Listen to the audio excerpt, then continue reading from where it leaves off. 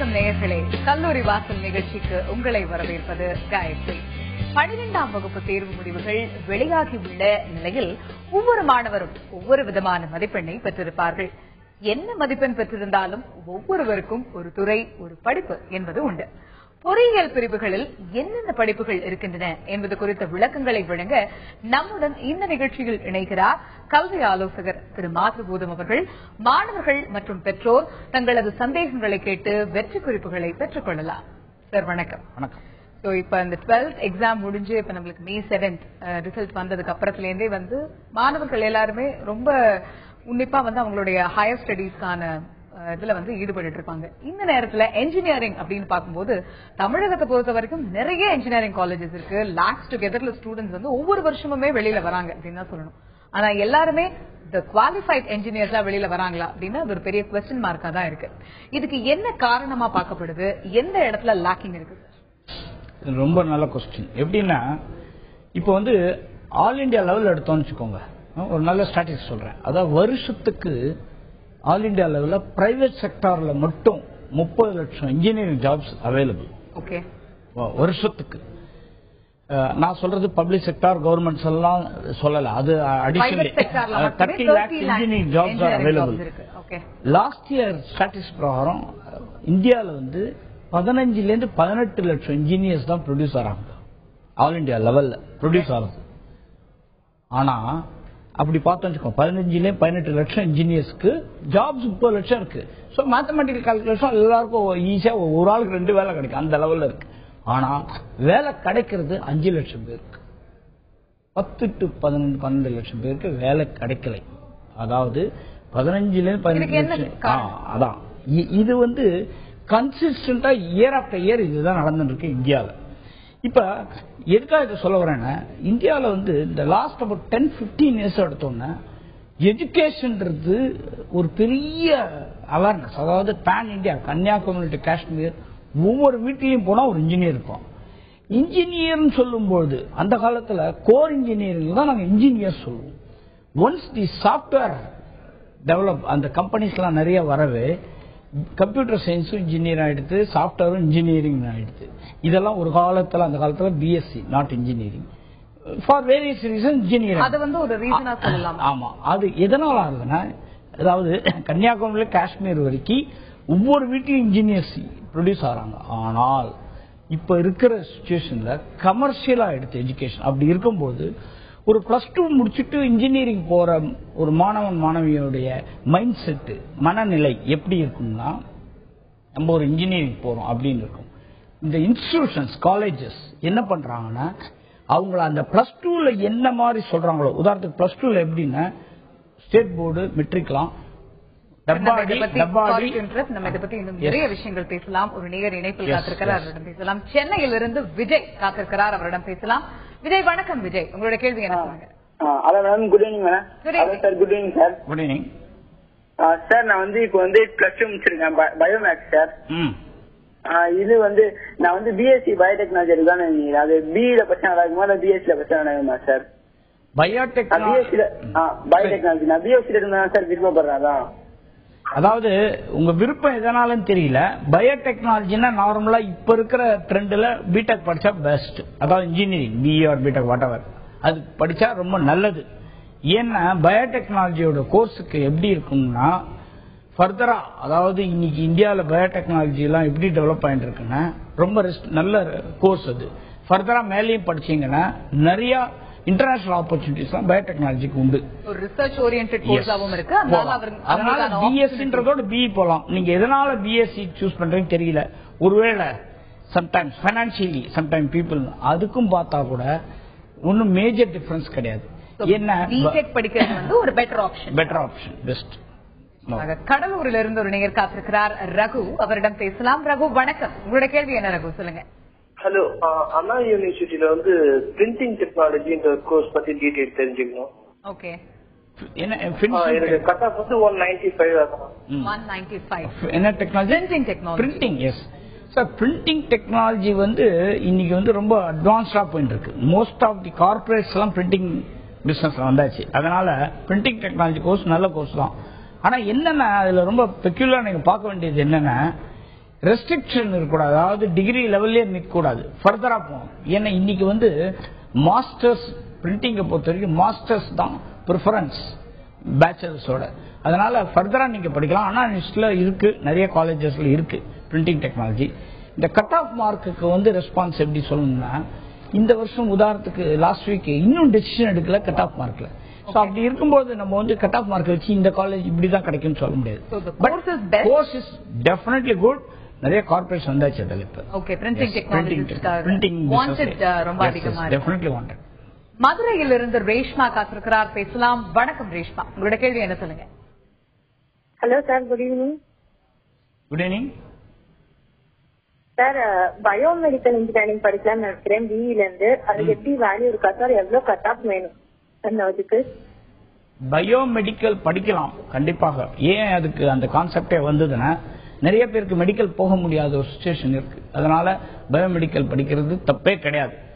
But again இந்த மாதிரி கோர்சஸ்க்கெல்லாம் எப்படி வேல்யூவேஷன் வரும்னா, இப்ப வெறும் டிகிரி லெவலில் படிச்சாலும் வேலை கிடைக்கும். பட் என்ன மாதிரி ஜாப்ன்றது வித்தியாசம். அதனால பயோமெடிக்கல ஃபர்தரா போகலாம். நீங்க பேசிக் டிகிரி லெவலில் பயோமெடிக்கல் படிச்சுட்டு போஸ்ட் கிராஜுவேட் லெவலில் வேற கோர்ஸ் கூட எடுக்கலாம். அதுக்கு ஒரு ஆப்பர்ச்சுனிட்டி இருக்கு. அதனால நீங்க எடுக்க போஸ்ட் கிராஜுவேட் படிக்கணும். அண்ட் முடிஞ்சா பயோமெடிக்கல்ல டாக்டரேட் பண்ணாதான் அட்வான்டேஜ். ஏன்னா இன்னைக்கு பயோமெடிக்கல் படிக்கிறவங்க எல்லாம் என்ன ஃபீலிங்ல பண்றாங்கன்னா, நம்ம மெடிக்கல்ல ஒரு நல்ல இதா வரணும்ன்ற ஃபீலிங்ல இருக்காங்க. அப்போ நீங்க டாக்டரேட் லெவல்ல போனாங்கன்னா நாட் ஓன்லி மெடிக்கல் லைன்ல டிபெண்ட் பண்ண வேண்டாம், but also other industries like pharma, அதுல கூட பயோமெடிக்கல் நிறைய பேர் மெடிக்கல் எக்யூப்மெண்ட்ஸ் அதெல்லாம் மேனுஃபேக்சர் பண்ற கார்பரேட்ஸ்ல டாக்டரேட்டுக்கு நிறைய ஆப்பர்ச்சுனிட்டிஸ். அதனால அந்த லைன்ல நீங்க போகலாம். Biomedical engineering is one of the better option. ஜோலார்பேட்டையிலிருந்து ஒரு நேயர் காத்திருக்கிறார், ஏழுமலை. அவரிடம் பேசலாம். ஏழுமலை வணக்கம், உங்களுடைய கேள்வி என்ன சொல்லுங்க. Good evening sir. Good evening sir. இப்போ இந்த இன்ஜினியரிங் கட் ஆஃப் 192.25 வருது சார். இது மெக்கானிக்கல் இன்ஜினியரிங் எடுக்கலாமா இல்ல ப்ரொடக்ஷன் இன்ஜினியரிங் எடுக்கலாமா சார்? அதாவது உங்களுக்கு மெக்கானிக்கலுக்கும் ப்ரொடக்ஷனுக்கும் கம்பேரபிளா ஆன்சர் சொன்னா நீங்க ப்ரொடக்ஷன் இன்ஜினியர் எடுக்கலாம், தப்பே கிடையாது. அதாவது மெக்கானிக்கல்ன்றது குளோபலி ஒரு நார்மல் குவாலிபிகேஷன். எந்த லைன்ல வேணா போகலாம் மெக்கானிக்கல் எடுத்தா. அதாவது ஒன்லி மெக்கானிக்கல் லைன் மட்டும் இல்லை, ஆட்டோமொபைல் போகலாம், ஆட்டோ காம்பனன்ட், கேபிட்டல், நிறைய இண்டஸ்ட்ரீஸ்க்கு போகலாம் மெக்கானிக்கல் எடுத்தா. பட் ஒரு அட்வான்டேஜ் ப்ரொடக்ஷன் இன்ஜினியர் எடுத்தால், இப்ப லேட்டஸ்ட் ட்ரெண்ட் எப்படின்னா, சில mechanical oriented companies like automobile கம்பெனில கூட என்ன பண்ணுவாங்கன்னா, ஸ்பெஷலைஸ்ட் கோர்ஸ், இப்போ உதாரணத்துக்கு மெக்காட்ரானிக்ஸ் ஆர் ப்ரொடக்ஷன் இந்த மாதிரி கோர்ஸ் படிச்சவங்களுக்கு ஸ்ட்ரைட் ப்ரிஃபரன்ஸ் உண்டு. மெக்கானிக்கலுக்கும் அதுக்கும் அதான் வித்தியாசம். அதனால நீங்க ரெண்டுத்துக்குள்ள எதை எடுக்கலாம் கேட்டீங்கன்னா ப்ரொடக்ஷன் இன்ஜினியரிங் கண்டிப்பா எடுக்கலாம், தப்பே கிடையாது. Production engineering the best option compared to that of mechanical. But மெக்கானிக்கலுக்கு எப்பயுமே ஒரு அழியாத கோர் இன்ஜினியரிங் மெக்கானிக்கல் என்றும் அழியாது. ஆனால் என்னன்னா இப்போ லாட் ஆஃப் டெவலப்ஸ். ஒரு காலத்துல ஆட்டோமொபைல் கம்பெனிலாம் எடுத்துக்கோங்க, மெக்கானிக்கல் இருக்கும், நிறைய பேருக்கு தெரியாது. ஆட்டோமொபைல் கம்பெனில எலக்ட்ரானிக்ஸ் யூசேஜும் இருக்கு. அதனால என்ன பண்ணிருந்தாங்கன்னா மெக்கானிக்கல் இன்ஜினியர் எடுப்பாங்க, ஈஸி எலக்ட்ரானிக்ஸ் படிச்சவங்க எடுப்பாங்க. பட் லேட்டஸ்ட் என்ன ஆச்சு, மெக்காட்ரானிக்ஸ். இதை காம்ப்ரமைஸ் பண்றதுக்கு என்ன பண்ணுவாங்க, 2 பொசிஷன் எடுக்க போல ஒரே பொசிஷன் மெக்காட்ரானிக்ஸ் ஆள் எடுத்துருவாங்க. இந்த மாதிரி நிறைய லேட்டஸ்ட் எல்லா மோஸ்ட் ஆஃப் த கம்பெனிஸ் இப்ப எப்படி தெரியுமா, லெஸ் மேன் பவர் மோர் ப்ரொடக்டிவிட்டி. அப்ப ஸ்பெஷலைஸ்ட் கோர்சஸ், இந்த production engineering such specialised course, அது போனா ஆப்பர்ச்சுனிட்டி நிறைய இருக்கு மெக்கானிக்கல் ஓட கம்பேர் பண்ணும்போது. திருச்சியிலிருந்து ஒரு நேயர் காத்திருக்கிறார், பேசலாம். விஜயராணி, அவரிடம் பேசலாம். வணக்கம், உங்களுடைய கேள்வி என்ன சொல்லுங்க. வணக்கம் மேடம். இந்த இன்ஜினியரிங்ல எக்ஸ் சர்வீஸ்மேன் கோட்டா எப்படி அலாட் பண்றாங்கன்னு தெரிஞ்சுக்கணும். ப்ராசஸ் எப்படின்னா, ஒவ்வொன்றுத்துக்கு இப்ப ஸ்போர்ட்ஸ் கோட்டா, அப்புறம் ஹேண்டிகேப் கோட்டா, அந்த மாதிரி இருக்கும்போது மெஜாரிட்டியா பிரிக்கிறது எப்படின்னா ஸ்போர்ட்ஸ் கோட்டா, இந்த ஹேண்டிகேப், இன்னபிலிட்டி கோட்டா, இப்படிதான் கிளாஸிஃபை பண்ணுவாங்க. இந்த எக்ஸ் சர்வீஸ் கோட்டான்றது once you go into general quota, அதுல எக்ஸ் சர்வீஸ் கோட்டா தான் வரும். அது இப்ப கவுன்சிலிங் அப்படிதான் வச்சிருக்காங்க அனாலிசிஸ்ல.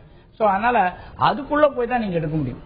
அதுல போய் அலாட்மெண்ட் வரும்போது உங்களுக்கு எக்ஸ் சர்வீஸ் கோட்டால்னா, இப்ப 10 பேர் எடுக்கிறாங்கன்னா அதுல எக்ஸ் சர்வீஸ் நீங்க ஒரு இருந்தாங்கன்னா உங்களுக்கு ப்ரையாரிட்டி உண்டு. அப்படிதான் போக முடியும். ஸ்ட்ரைட்வே ஆரம்பமே எக்ஸ் சர்வீஸ் கோட்டா ப்ரிஃபரன்ஸ் கிடையாது. கோவையிலிருந்து சிவகுமார் காத்திருக்கிறார், பேசலாம். சிவகுமார் வணக்கம், உங்களுடைய கேள்வி என்ன சொல்லுங்க. ஹலோ வணக்கம். வணக்கம் சார். சொல்லுங்க. என் பேர் சிவகுமார் பான்சு பேசுங்க. என் தம்பி இப்போ 12th முடிச்சிருக்காருங்க. சார் நாங்க எஸ்சி சார் 193.50 அது கட் ஆஃப் மார்க். சரி, அது என்ன கோர்ஸ் எடுக்கலாம் கொஞ்சம் கைட் பண்ண முடியுமா சார்? +2 என்ன சயின்ஸா காமர்ஸா? சார் ஆமா sir, computer science. Computer science. Okay. ஆமா சார், 193.50. ஓகே, கம்ப்யூட்டர் சயின்ஸ்னா என்னோட சஜஷன் வந்து பிஇல போய் மெக்கானிக்கல் இருக்கு பெஸ்ட். கம்ப்யூட்டர் சயின்ஸ் எடுக்கிறதோட கம்பேரிட்டிவ்லி. ஏன்னா ஒரு long term point of view பார்க்கணும். 10 வருஷம் 20 வருஷம் கழிச்சு எப்படி அப்படின்னு பார்த்தா நீங்க கம்ப்யூட்டர் சயின்ஸ்க்கு வந்து it's not down or scope இல்லைன்னு சொல்ல முடியாது. அதனுடைய யூட்டிலிட்டி ஓவர் ஆகிட்டே இருக்கு வேர்ல்ட் ஓவர். அப்படி இருக்கும்போது அதனுடைய டிமாண்ட் குறைஞ்சிட்டே வரும். அதனால தான் அதனால நீங்க பெஸ்ட் மெக்கானிக்கல் எடுக்க சொல்லுங்க. டிமாண்டை விட சப்ளை அதிகமா வரும். ஆமா, இப்போ வேர்ல்ட் ஓவர் நம்ம குளோபலா பார்த்தோம்னா எதுக்காக நிறைய பேர் ஐடி டவுன் வாங்க. ஐடி டவுன் இல்ல, தி யூசேஜ் வேர்ல்ட் ஓவர். இப்போ வந்து இந்தியா மற்ற கண்ட்ரிலாம் போனா எல்லாத்துக்குமே கம்ப்யூட்டர் யூஸ் பண்ண ஆரம்பிச்சோம். அப்ப அதுக்கு ரெஸ்ட்ரிக்ஷன்ஸ் கொடுக்க முடியாதா சார்? அதுக்கு இல்ல, யூட்டிலைசேஷன் ஓவர் ஆல்மோஸ்ட். இப்ப எல்லாம் யூசேஜ்ல இருக்கு. இனிமே வருதெல்லாம் மெயின்டெனன்ஸ் சர்வீஸ் ஃபங்க்ஷன் தான். அதாவது இப்போ ஒரு ப்ராப்ளம் ஒரு இஆர்பி இருக்கு, அந்த இஆர்பி சரியில்லைன்னா அதை சர்வீஸ் பண்ணணும். அப்படிதான் போகுது. பட் 10 years பேக் அப்படி இல்லை. புது இஆர்பியை கண்டுபிடிச்சாங்க, புது இஆர்பியை இன்ட்ரோடியூஸ் பண்ணிட்டாங்க. இப்போ அப்படி கிடையாது. எல்லா டூல்ஸும் வந்தாச்சு, கம்ப்யூட்டர் ஓரியன்டட் எல்லா டூல்ஸும் குளோபலி வந்தாச்சு. அப்ப டிமாண்ட் குறைஞ்சிட்டே வரும். This could be one of the major reasons. டிமாண்டை விட சப்ளை அதிகமா இருக்கு. மெயின் ரீசனே டிமாண்டோட. அதனால தான் கம்ப்யூட்டர் வந்து டவுன் ஆக்சுவலி. அதனால மற்ற இண்டஸ்ட்ரிலாம் அப்படி இல்லை. It is like FMCG. மற்ற இண்டஸ்ட்ரிலாம் day to day production is going. மெக்கானிக்கல்லாம் எல்லா ஐடியில் அப்படி கிடையாது. அதனால தான் நிறைய ஐடி கம்பெனிலாம் இன்னைக்கு ரெவன்யூ ஷேரிங் மாத்திட்டாங்க. முன்னாடிலாம் 90% ஓவர்சீஸ் ரெவன்யூ, 10% டொமஸ்டிக். இப்ப டொமஸ்டிக் 70% வந்தாச்சு. டொமஸ்டிக் கான்சென்ட்ரேட் பண்ண ஆரம்பிச்சிட்டாங்க. 30-40% தான் ஓவர்சீஸ் ரெவன்யூ. தொடர்ந்து பேசலாம். ஈரோட்டில் இருந்து ஒரு நேயர் காத்திருக்கிறார், நவீன். அவரிடம் பேசலாம். நவீன் வணக்கம், உங்களோட கேள்வி என்ன சொல்லுங்க நவீன். இந்த மாதிரி என்னோட ஹலோ சொல்லுங்க நவீன். என் கட் ஆஃப் 196 இருக்கு. மெக்கானிக்கல் இன்ஜினியரிங் எடுக்கலான்னு இருக்கேன். மெக்கானிக்கல் இன்ஜினியரிங்ல பிஎஸ்சில சாண்ட்விச் கோர்ஸ்னு இருக்குன்னு சொன்னாங்க. மெக்கானிக்கல் இன்ஜினியரிங் சாண்ட்விச் கோர்ஸ்னு சொன்னாங்க. அத பத்தி தெரிஞ்சுக்க விரும்புறேன். அதுக்கப்புறம் ஹலோ அதுக்கப்புறம் அது கிடைக்கலன்னா மெக்கானிக்கல் இன்ஜினியரிங் பிஎஸ்சிக்கு அப்புறம் வேற என்ன காலேஜ் வேல்யூன்னு தெரிஞ்சுக்கலாம். ஓகே, நிச்சயமா தெரிஞ்சுக்கலாம். கண்டிப்பா. அதாவது நீங்க BE mechanical full fledge course அதை எடுங்க. இந்த சாண்ட்விச் கோர்ஸ் எடுக்கிறதுனால உங்களுக்கு ஒரு அட்வான்டேஜ் வராது. அதாவது காம்போசிட் கோர்ஸ் வாங்க, அதுல தான் இந்த சாண்ட்விச் கோர்ஸ் எல்லாம் வரும். எதுக்கு அதுக்கு போறீங்க? நல்ல பிளஸ் 2 முடிச்சோன்னா பிஇ எடுங்க, மெக்கானிக்கல் எடுங்க, அது நல்ல கோர்ஸ் தான் அது. அதனால அவர் நீனாட் கோட் சாண்ட்விச் கோர்ஸ் யார் எடுப்பாங்கன்னா பர்சன்ஸ். இப்போ ஒரு டிப்ளமோ படிக்கலாம், அவன மாதிரி ஆளுங்க தான் இந்த sandwich course. Okay, regular course plus 2 முடிச்சிருக்காரு, மார்க் வாங்கியிருக்காரு, அழகா பிஇ மெக்கானிக்கல் போகலாம். இந்த வகையில் பெங்களூர்ல இருந்து திவ்யா காத்திருக்கிறார், பேசலாம். வணக்கம், உங்களுடைய கேள்வி என்ன சொல்லுங்க திவ்யா. ஹலோ சார், நான் பெங்களூர்ல இருந்து பேசுறேன். நான் சயின்ஸ் எடுத்திருக்கேன். பட் இப்போ சென்னையில வந்து என்னோட ஹையர் எஜுகேஷன் பண்ணணும்னு நினைக்கிறேன். பிசிஏ பண்ணா எப்படி இருக்கும் இங்க இருந்து அங்க சென்னைக்கு வந்து? அதாவது பிசிஏ பண்ணணும்னு ஏதாவது ஸ்பெசிபிக் உங்களுக்கு பேக்ரவுண்ட் உண்டா, இல்ல என்ன படிக்கலாம் கேக்குறீங்களா?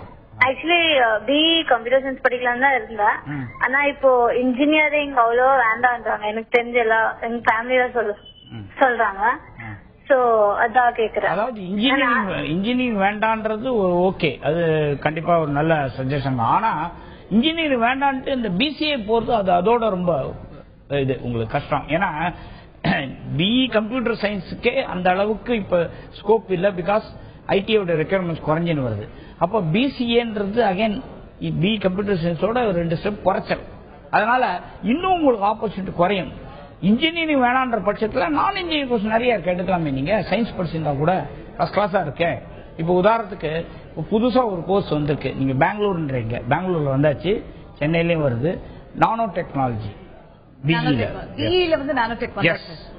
அது one of the best course really. இப்ப வந்து நம்ம இந்தியாவில் எப்படின்னா உதாரணத்துக்கு சாப் அப்படின்னு ஒரு இஆர்பி வந்து world wide the best. Western கண்ட்ரீஸ்லாம் அது இன்ஜினியரிங் இருக்கு. இந்தியாவில் வரும்போது என்ன ஆச்சுன்னா கிராஷ் கோர்ஸாக வந்துட்டான். 3 months கோர்ஸ், 6 months கோர்ஸ். இதனால அது ஒரு இன்ஜினியரிங் கோர்ஸை படிக்க முடியல இங்க. ஏன்னா அதுக்கு அவ்வளவு இன்புட்ஸ் தேவைப்பட்டது. கோர்ஸ் இங்க கரிக்குலம் டிசைன் பண்ண முடியல இந்தியாவில். அதனால அது கிராஷ் கோர்ஸ் வந்து. அதே மாதிரி இந்தியாவில் வந்து இதுவரைக்கும் ஒரு கிராஷ் கோர்ஸ் தான் வந்தா, இப்பதான் ஒரு பிஏ வருது.